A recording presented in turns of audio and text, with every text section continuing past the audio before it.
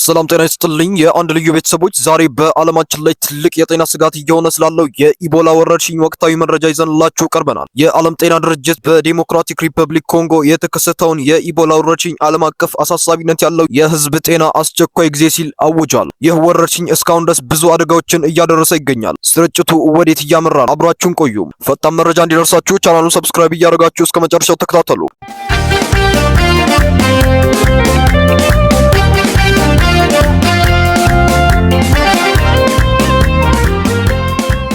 በኮንጎ ምስራቃዊ ክፍል በሚገኘው የኢቱሪ ግዛት የተከሰተው ይህ ወረርሽኝ እስካሁን 246 የሚጠጉ ተጠርጣሪ ሁኔታዎች የተመዘገቡ ሲሆን የ80 ሰዎች ህይወት ማለፉ ተገልጿል። የዓለም ጤና ድርጅት ምንም እንኳን ወረርሽኙ አሁንም ዓለም አቀፍ ወረርሽኝ ደረጃ ላይ አልደረሰም ቢልም ካለው ነባራዊ ሁኔታ አንጻር አሁን ከሚታወቀው በላይ እጅግ ሰፊ ሊሆን እንደሚችል አስጠንቅቋል። በተለይም ከጎረቤት ሀገራት አካባቢ የመሰራጨት እድሉ ከፍተኛ መሆኑ ስጋቱ ጨምሯል። አሁን የተከሰተው የኢቦላ ዝርያ የሆነው ቡንዲ ቡጊዮ ተብሎ የሚጠራው የቫይረስ አይነት አማካኝነት የመጣ የጤና ባለሙያዎች እንደሚሉት ከሆነ ለዚህ የቫይረስ ዝርያ እስካሁን የጸደቀ መድኃኒትም ሆነ ክትባት አልተገኘለትም ብለዋል። የቫይረሱ ምልክቶች የሚጀምሩት በድንገተኛ ትኩሳት፣ የጡንቻ ህመም፣ ከፍተኛ ድካም፣ ራስ ምታትና የጉሮሮ መቁሰል ነው። እስካሁን በቤተ ሙከራ የተረጋገጡ 8 የቫይረስ ሰለባዎች ቢኖሩ በኢቱሪ ግዛት ዋና ከተማ ቡኒያና በወርቅ ማዕድን ቁፋሮ በሚታወቀው ዋንጓሎና ራምፓራ ከተሞች ሌሎች በርካታ ተጠርጣሪዎች ወደ ኮማ እየገቡ ይገኛል። ከኢቱሪ ተመልሷል ተብሎ የሚታሰብ አንድ ታካሚ አማካኝነት ቫይረሱ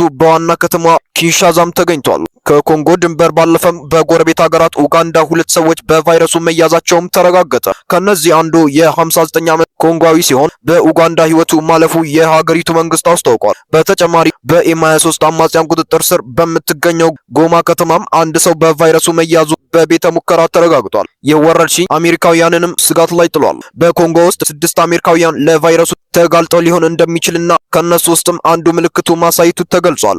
ይህ በሽታ በአፍሪካ ዙሪያ እየተስፋፋ እንደሆነ መረጃዎች እየወጡ ነው። የአሜሪካው የበሽታ መቆጣጠሪያና የመከላከያ ማዕከል ተጨማሪ ሰራተኞችን ወደ ኮንጎና ወደ ኡጋንዳ ለመላክ ማቀዱን አስታውቋል። ጎረቤት ሀገራት ሩዋንዳም ጥንቃቄ ለማድረግ ስትል ከኮንጎ ጋር በሚያዋስናት ድንበር ላይ ጥብቅ ፍተሻ ማድረግ ጀምራለች። የዓለም ጤና ድርጅት እንዳሳሰበው ከሆነ በኮንጎ ያለው የጸጥታ ችግር፣ የሰብአዊ ቀውስና የሰዎች ከአንድ ቦታ ወደ ሌላ ቦታ በከፍተኛ ሁኔታ መንቀሳቀስ ቫይረሱን በቀላሉ እንዲሰራጭ መንገድ ከፍቷልን ብለዋል። እኛም ይህንን ወቅታዊ ጉዳይ በንቃት እየተከታተልን እንገኛለን። ውድ ተመልካቾቻችን ራሳችሁን ከበሽታ እንድትጠብቁና አስፈላጊውን ጥንቃቄ እንድታደርጉ እናሳስባለን። የሰዓቱ ፈጣን መረጃ ይመስል ነበር። ቪዲዮ ጠቃሚ ሆኖ ካገኛችሁት ላይክ እና ሼር በማድረግ ለሁሉም አዳርሱ።